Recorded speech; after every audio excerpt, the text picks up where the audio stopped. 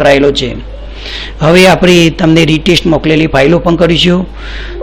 તમે રૂબરૂ જોતા હતા હમણાં કે આ રીતે મેં તમને બતાવ્યું હતું, ડેટા બ્લેન્ક હતો.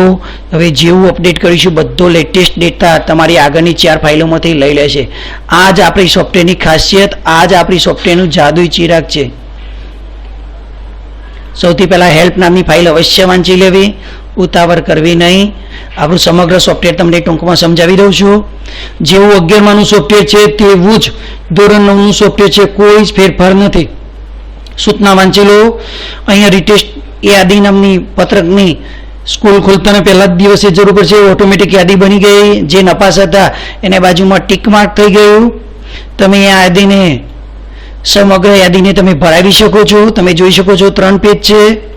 તમને એવું લાગે કે મારે બધા યાદીની જરૂર નથી, ફક્ત તો અહીંયા ઘનશ્યામમાં લખેલું એટલે ઇંગ્લિશમાં અહીંયા આ રીતે નાપાસ લખેલું અહીંયા બતાવે. આ ફિલ્ટર બટનનો આ રીતે ઉપયોગ, ફક્ત સ્કૂલમાં નાપાસ થયેલા વિદ્યાર્થીઓની યાદી એક પેજમાં આવી ગઈ. તો સમગ્ર સોફ્ટવેરમાં યાદ રાખજો, દરેક કોલમમાં આ રીતે પાછળ ફિલ્ટર મૂકેલું જ છે. ફિલ્ટરનો ઉપયોગ કરજો. તમને એવું લાગે અહીંયા નાપાસ માટે પી શબ્દ વાપરેલો છે તો ઓટોમેટિક જાદુઈ ચિરાગ નાપાસ વિદ્યાર્થીઓની યાદી ટીક માર્ક સાથે કે આટલા વિદ્યાર્થીઓ નાપાસ થતા આવી ગઈ. આ સ્કૂલ ખોલતા પહેલા દિવસે જરૂર પડશે. બીજું આ પત્રકની જરૂર પડશે, સ્લિપ. આ પત્રકની પ્રિન્ટ કાઢી લો, બોર્ડમાં ભરાવી દો, કાં તો વિષય શિક્ષકને આપી દો. આ ગઈ વાર્ષિક પરીક્ષાની સ્લિપ છે. કયો વિદ્યાર્થી કયા વિષયમાં કેટલા ગુણે નાપાસ હતો એ જાણી શકાય. કોને પરીક્ષા આપવાની હતી. તમને એ પણ લાગે કે અહીંયા બધા વિદ્યાર્થીની યાદીની જરૂર નથી, તો અહીંયા મેં શીખવાડ્યું એમ ફિલ્ટર બટન મેં આપેલું છે, ફિલ્ટર કરી શકો.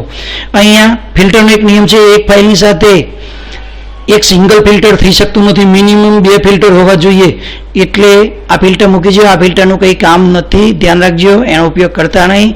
અહીંયાથી તમે આ રીતે નાપાસ સિલેક્ટ કરો તો ફક્ત જે નાપાસ વિદ્યાર્થીઓ હતા એમના જ માર્ક્સ, જે પાસ વિદ્યાર્થીઓ થઈ ગયા હતા એમના કોઈ માર્ક્સ જોવા નહીં મળે. એક જ પત્રકમાં બધા જ નાપાસ વિદ્યાર્થીઓની યાદી આવી ગઈ. દાખલા તરીકે આ વિદ્યાર્થી એના પોતાના વિષયમાં પાસ છે તો અહીંયા જોઈ શકો છો જે તે વિષયમાં નાપાસ વિદ્યાર્થીઓની યાદી આવી ગઈ. આ ફિલ્ટરનો ઉપયોગ છે. તો આ 2 પત્રકો સ્કૂલ ખોલતાની સાથે પહેલા જ દિવસે જરૂર પડશે. હવે આપણી સોફ્ટવેરની જાદુઈ ચિરાગ, આ પત્રકો મેં આટલા બધા પત્રકો બનાવ્યા છે. આપણે આગળ અભ્યાસ કરીશું. રીટેસ્ટ નામનું પત્રક હવે ખોલો. જ્યારે બાળક વાર્ષિક પરીક્ષા આપે ફરીથી અહીંયા એક 9 લખ્યું છે એ 11 આવશે, એને ધ્યાનમાં લેવાનું નથી. અહીંયા બાળકને 29 ગુણ તમે જોઈ શકો છો.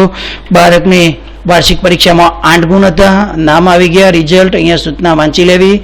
50-50 80-20 નિયમ અનુસાર માર્ક્સ બદલાશે.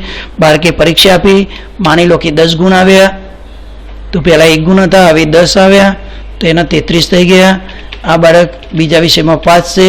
માની લો કે આ બાળકે આ પરીક્ષામાં અગાઉ 3 ગુણ હતા, બીજી પરીક્ષામાં આપ્યા ફક્ત 5 ગુણ જ આવ્યા. અહીંયા 30 હતા, 4 ગુણ તો હતા જ, એ બાળકને 6 ગુણ આવ્યા. આ બાળકને ખૂબ મહેનત કરી, રીટેસ્ટમાં 20 ગુણ આવ્યા. માની લો કે આ તમારે જે બાળકના જે ગુણ આવે એ તમે એન્ટ્રી કરી દીધી. જે પણ અહીંયા સોફ્ટવેરની એક ખાસિયત એ છે, જે પણ નાપાસ વિદ્યાર્થી હશે એના જે પણ ગુણ એડ કરશો તો નાપાસ વિદ્યાર્થીના ગુણ બદલાઈ જશે. તમે રૂબરૂમાં જુઓ છો બદલાય છે. પણ જે વિદ્યાર્થી પાસ છે એમાં તમે ભૂલથી એન્ટ્રી કરશો તો પણ કોઈ બદલાવ નહીં થાય. તમે જોઈ શકો છો સોફ્ટવેર એ પ્રમાણે બતાવ્યું છે કે મારો શિક્ષક મિત્ર કોઈ પણ જગ્યાએ ખોટી એન્ટ્રી કરી દે તો એનું રિઝલ્ટ બદલાઈ ના જાય. એ ધ્યાનમાં રાખીને મહેનત કરીને તમે એન્ટ્રી કરશો તો પણ માર્ક્સ લેશે નહીં. તમે જોઈ શકો છો કોઈ બદલાવ નથી થતો. અહીંયા તમે જુઓ બદલાવ થાય છે, એટલા જ અહીંયા માર્ક્સ આલો. અહીંયા કોઈ બદલાવ થતો નથી. આ એક ખાસિયત બનાવી છે. જે તે બાળકને જે પણ તમારે માર્ક્સ આપવા હતા, જેને જે પરીક્ષા આપી એ આપી દો, એને કંઈ લેવા દેવા નથી. કોઈ વિદ્યાર્થી કોઈ પરીક્ષામાં એવું પણ બને ના પણ આવે, તમે એબસન્ટ લખો તો લખી શકો છો, લેફ્ટ હોય તો લેફ્ટ લખી શકો, કંઈ વાંધો નથી. તો રીટેસ્ટમાં જે પણ બાળક જે પણ માર્ક્સ આપે એન્ટ્રી કરી શકો છો. દરેક વિષયો ના પત્રકો બનાવેલા જ છે. બસ તમારું કામ થઈ ગયું. રીટેસ્ટ લીધા પછી હવે બધા જ પત્રકો ઓટોમેટિક બની ગયા. એનો ટૂંકો અભ્યાસ કરી લઈશું. હવે સૌથી પહેલાં ફરીથી પાછા સ્લીપ નામના પત્રકમાં જોઈ લઈશું. અહીંયા તમે જોશો આ બાળક બધામાં જ નપાસ હતો. હવે એના રિઝલ્ટમાં સુધારો આવ્યો. 2 વિષયમાં પાસ થઈ ગયો. હજુ 28, 31 આ વિષયમાં. હવે આપણી પાસે એક જ રસ્તો કૃપા ગુણને સિદ્ધિ ગુણ વધ્યા છે એ તમે આપી શકો છો. તો એ બાબતમાં જોઈશું. એક ખાસ નોંધ, અગાઉ જે પાસ થઈ ગયા હતા તો હવે આપણે કૃપા ગુણ સિદ્ધિ ગુણ તરફ જઈશું. તો કૃપાગુણ સિદ્ધિગુણ આપવા આપણા સોફ્ટવેરમાં જે અગાઉ સેટિંગ નામનું પત્રક હતું એ જ છે. કૃપાગુણ સિદ્ધિગુણનું આ પત્રક બનાવ્યું છે. જે બાળકને જેટલા સિદ્ધિગુણ કૃપાગુણની જરૂર હોય તે આપી દો. આ સોફ્ટવેરની ખાસિયત એ છે કે જે ખરેખર પાસ હોય, પ્રમોશન થઈ ગયું હોય, એને એક વખત કૃપાગુણ અપાઈ ગયા હોય તો એમાં તમે ગમે એટલા કૃપાગુણ આપશો કોઈ જ ફેરફાર નહીં કરે. દાખલા તરીકે આ બાળક તમે જોઈ લો, આ 2 વિષયમાં નાપાસ છે. આ 26 ગુણ છે ને અહીંયા તે છે. અહીંયા તમને જૂના નાપાસ વિદ્યાર્થીનો પ્રમોશન છે, એનો મતલબ કે અગાઉ એ પાસ થઈ જ ગયો છે પ્રમોશનથી. તો એના કૃપા ગુણ જોવા નહીં મળે તો કોઈ શિક્ષકે એવું કાર્ય નથી કરવાનું કે અગાઉની ફાઇલ લઈને એના કૃપા ગુણ આપી દો. એ ઓટોમેટિક બધા જ પત્રકમાં આવી જશે. પણ અહીંયા શિક્ષકની એન્ટ્રી કરવાની સરળતા માટે અહીંયા જોવા નહીં મળે. મેં ખાસ કારીગરી વાપરી છે, તમે એક અખતરો કરી જુઓ. મેં અહીંયા 10 નંબરનો વિદ્યાર્થી છે. વાણિજ્ય વ્યવસ્થામાં મેં જાતે 10 ગુણ આપ્યા, ખોટા ગુણ આપે છે. ઓટોમેટિક એના જોઈ લઈએ. સ્લીપ નામના પત્રકમાં 10 નંબરનો વિદ્યાર્થી વાણિજ્ય વ્યવસ્થા, એના કૃપા ગુણ અગાઉથી અપાઈ જ ગયેલા છે. 2 અને 5 7 ગુણ, 33 ગુણ એના થઈ જ જતા હતા. મારા 10 ગુણ એને કોઈ જગ્યાએ લીધા નહીં. તો એના બધા પત્રકમાં આવી જશે. પણ અહીંયા તમારી સરળતા માટે તો શિક્ષક મિત્રો અહીંયા જે વિદ્યાર્થીને કૃપા ગુણ ખૂટતા હોય, જે રીટેસ્ટમાં નાપાસ થાય એમના જ મૂકવાના છે. જે અગાઉ પાસ કે પ્રમોશન થઈ ગયા એમના નથી એન્ટ્રી કરવાની. તમે સરળતા કરી મેળવી શકો એટલા માટે ફિલ્ટર બનાવ્યું છે. અહીંયા તમે સમજી શકશો. નંબરની કંઈ જરૂર નથી. મેં અગાઉ વાત કરી ઓછામાં ઓછા 2 હોવા જોઈએ એટલે મારે બીજું આ લેવું પડ્યું. આપણે અગત્યનું છે આ નાપાસ માટે પી શબ્દ વાપરે છે. પી સિલેક્ટ કરો તો ફક્ત નાપાસની યાદી આવી જશે. આટલા જ વિદ્યાર્થીઓ તમારે પરીક્ષા આપવા વધુમાં વધુ આવી શકશે. આમને જ તમારે કૃપાગુણની સિદ્ધિ ગુણ આપવાના છે. તમારે આ અલગ તરી આવ્યું તો કામ કરવાની સરળતા રહેશે. આપણે એક પહેલા નંબરમાં અખતરો કરી લઈશું. ઓટોમેટિક રીટેસ્ટમાં તો 2માં પાસ થઈ ગયો. અહીંયામાં નપાસ છે તો અહીં 5 ગુણની જરૂર છે. 5 ગુણ આપ્યા. એને અહીંયા 2 ગુણ મળી શકે એવા છે.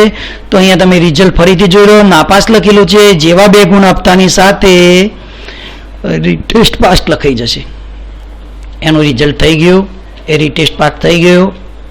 હવે આ રીતે સમગ્ર વર્ષ દરમિયાન તમે રીટેસ્ટ બાળક જે આપી રીટેસ્ટ એન્ટ્રી કર્યા પછી તમે જ્યારે પરિણામ બનાવવા બેસો ત્યારે તો કોઈ બાળકને કૃપાગુણ સિદ્ધિગુણ જો ખૂટતા હોય તો આ રીતે આપી દો. આપતાની સાથે તમારું અહીંયા જ આ પાસા સ્લીપ નામના પત્રકમાં જતા રહો.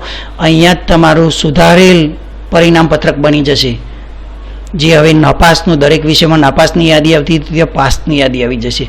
આ વિદ્યાર્થી તમે જોઈ શકો. તમે કૃપા ગુણ આપ્યા એ આવી ગયા. રીટેસ્ટ પાસ લખાઈ ગયું. પાસનો નિયમ છે કે પાછળથી પાસ થયેલો વિદ્યાર્થી રેન્કને પાત્ર નથી અને એ પાસ થવાથી એના માર્ક્સના આધારે બીજા કોઈ પણ માર્ક્સ કે રેન્કમાં ફેરફાર થતો નથી. એટલા માટે રેન્કમાં ડેશ આવે. અને જો આવું રીટેસ્ટ પાસ ન લખવામાં આવે તો અહીંયા પાસ લખવામાં આવે તો ભવિષ્યમાં તમને પ્રશ્ન થાય 10 વર્ષ પછી કે આ વિદ્યાર્થી પાસ છે પણ એના ખાનામાં કેમ રેન્ક નથી, તેને તરત અલગ તરી આવે. એટલા માટે એ હવે રીટેસ્ટથી પાસ થયો છે માટે રીટેસ્ટ પાસ લખાય. એનો રેન્ક નહીં આવે અને બાકીના વિદ્યાર્થીઓનો રેન્ક એના એ જ રહેશે. એવું ખાસ પ્રકારનું સોફ્ટવેર બનાવ્યું છે. શિક્ષક મિત્રો યાદ રાખજો. આ પ્રથમ વિદ્યાર્થી પાસ થઈ ગયો. બીજા વિદ્યાર્થીને આપણે કંઈ કરતા નથી, એમને એમ રહેવા દઈએ. એના ગુણ એ છે. તો આ સોફ્ટવેર તમે જોઈ શકો છો. બસ આટલી એન્ટ્રી કરવાની છે. એન્ટ્રી કર્યા પછી કૃપા ગુણ બાળકને ખૂટતા હોય તો આપી દો. આપી દીધા પછી અહીંયા આ સ્લીપ જોઈ લો. બસ બધા પત્રકો બની ગયા. આગળના પત્રકમાં જોઈશું. પત્રકનું નામ છે પ્રિન્ટ રીટેસ્ટ. અહીંયા દરેક વિષય વાઇઝ શું ગુણ હતા શું ગુણ થયા એવું પત્રક બની ગયું. 1 ગુણ હતો રીટેસ્ટ આપે 10 ગુણ આવ્યા. પત્રક બની ગયું. આ દરેક વિષય શિક્ષકને અનુરૂપ અહીંયા ઓટોમેટિક નંબર આપો, પત્રક બની ગયું. તો તમને રીટેસ્ટમાં કેટલા ગુણ હતા અને કેટલા આવ્યા એની યાદી તમારી પાસે હોવી જોઈએ. તો આવું ખાસ પ્રકારનું પત્રક બનાવ્યું છે. અહીંયા પણ તમને એવું લાગે કે અહીંયા બધા જ વિષયના બધા જ વિદ્યાર્થીઓની યાદી આવે છે 3 પેજમાં. અમારે તો ફક્ત નાપાસની જ યાદી, તો અહીંયા નાપાસની યાદી આ પ્રિન્ટમાં કોઈ જગ્યાએ આવશે નહીં. તો નાપાસની યાદીમાંથી ફક્ત નાપાસ માટે પી શબ્દ સિલેક્ટ કરી દો. જેટલા નાપાસ વિદ્યાર્થીઓ હતા એમને જે પણ ટેસ્ટ આપી હોય કે ના આપી હોય પણ એટલાની જ યાદી આવશે. ફક્ત એક જ પેજ જુઓ, પેજ પણ ટૂંકું થઈ ગયું, યાદી પણ ટૂંકી થઈ ગઈ. તો તમે આ રીતે દરેક પત્રકમાં ખાસ પાછળનું ફિલ્ટર શોધી લેજો કે ફિલ્ટર કયો છે. બસ ફિલ્ટરના કારણે અહીંયા નીચેના વિષયો જોવા નથી મળતા, બાકી અહીંયા કામ કરે જ છે. તમે કોઈ પણ વિષય આપો એનું પત્રક જે પણ નાપાસ હતા એનું પત્રક જે તે બની જશે. ફિલ્ટર હટાવી લઈએ એટલે નીચે બધા વિષયોની યાદી તમે અહીંયા જોઈ શકશો.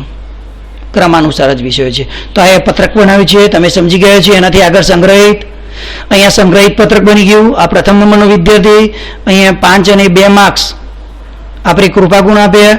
અહીંયા પણ તમને પ્રશ્ન તો છે કે સાહેબ અમારું જૂના સંગ્રહિત પત્રકમાં લાઇનસર પહેલો, બીજો, ત્રીજો એવા એક પેજમાં 3 વિદ્યાર્થીઓ આવતા હતા. હવે અમારો નાપાસ વિદ્યાર્થીઓ ફક્ત પહેલો, 5મો, 7મો, 11મો એવા જુદા જુદા હોય તો કાગળનો બગાડ થાય. તો એ કાગળના બગાડ ન થાય એના માટે અહીંયા ખાસ બનાવ્યું છે પત્રક. માની લો કે તમારા 3જા નંબરના વિદ્યાર્થીએ જ રીટેસ્ટ આપ્યો છે, 5મા નંબરના વિદ્યાર્થીએ જ રોલ નંબર આપ્યો છે અને 11મા નંબરનો વિદ્યાર્થી જ હતો. તો અહીંયા 3, 5 ને 11 સિલેક્ટ કરી દો. અહીંયા 3 નંબરનું રિઝલ્ટ, એના નીચે 5 નંબરનું સંગ્રહિત અને 11 નંબરનું. એક પેજમાં જે 3 આવતા હતા એટલા ના જ આવશે. એટલે જેટલા નાપાસ વિદ્યાર્થીઓ હતા એમને પરીક્ષા આપી હોય કે ન આપી હોય પણ એમના પત્રકો કાઢવા પડે. પણ એક પેજમાં નાપાસ ના જ અલગ તરી આવે, હવે પાસની જરૂર નથી. આ એક જાતની પુરવણી બિલ ગણાશે. એટલે જૂનું પરિણામ એના ઉપર આ બધા પત્રકો અલગ ભરાવાના થશે. તો આ રીતે તમારી ઈચ્છા અનુરૂપ પહેલો બીજો નપાસ હતો, ત્રીજો નપાસ છે જ નહીં તો ત્રીજાની કાઢવાની જરૂર નથી. તો તમે જોઈ શકો પહેલા પરીક્ષા આપી, પાસ થઈ ગયો. એનું રિઝલ્ટ જોઈ લો, રીટેસ્ટ પાસ, નંબર, ટકા, ગ્રેડ આવી ગયો. બીજા વિદ્યાર્થીએ પરીક્ષા આપી પણ કોઈ જ ફેરફાર થયો નહોતો. તો આ રીતે તમે ઈચ્છો એ સંગ્રહિત પરિણામ કાઢી શકો છો. દરેક પત્રક ઉપર આ રીતે રીટેસ્ટ પરીક્ષા લખેલું જ છે. એનાથી આગળનું પત્રક વિષય વાઇઝ પત્રક જે સમગ્ર છે તે પણ અહીંયા આ વધારાનું ફિલ્ટર છે, કંઈ કામનું નથી. નાપાસની યાદીઓ પણ કરો.